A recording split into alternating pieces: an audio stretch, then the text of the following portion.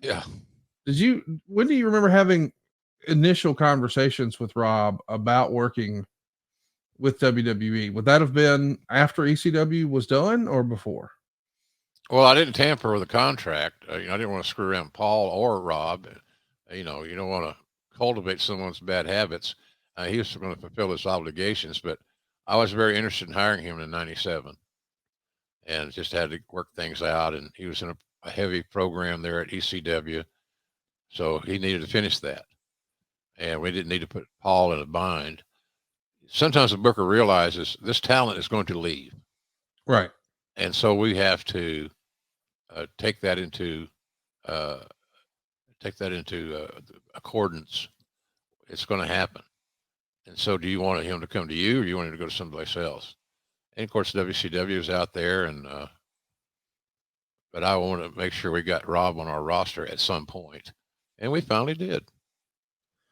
Would that We've often heard that there was some sort of an arrangement between ECW and WWE. Of course, there was some financial support coming from Vince on a monthly basis, as I understand it, and occasionally you would see talent from the WWE be sent down to ECW, whether it was a Brockus or a Aldo Montoya or an Al Snow or what have you.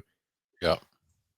What was the relationship as far as how did the talent work? Like if someone was interested in moving on, did that all need to always go through ECW? I mean, you wouldn't support them going around Paul, I'm sure. No.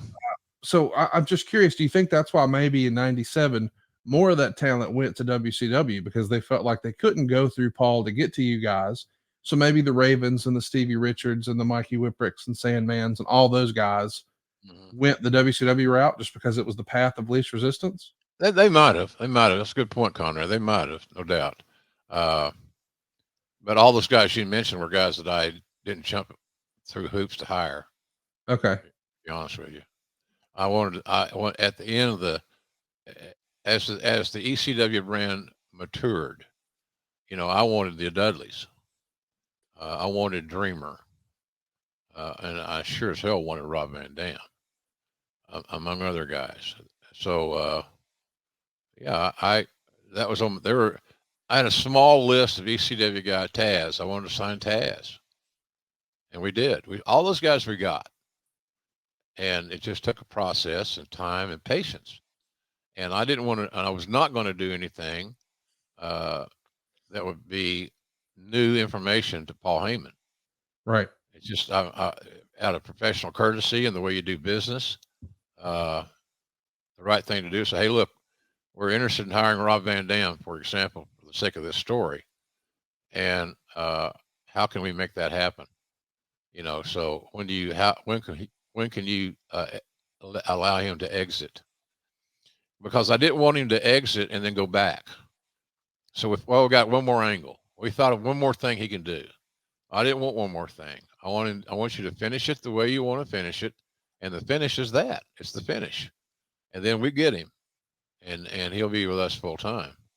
So that's kind of those kind of conversations I had with Paul. He understood. He understood. Did he like it? Probably not. He's getting ready to lose a big star, but at least it was communicated to him in a professional way, so that he didn't get stabbed in the back on any of these transactions.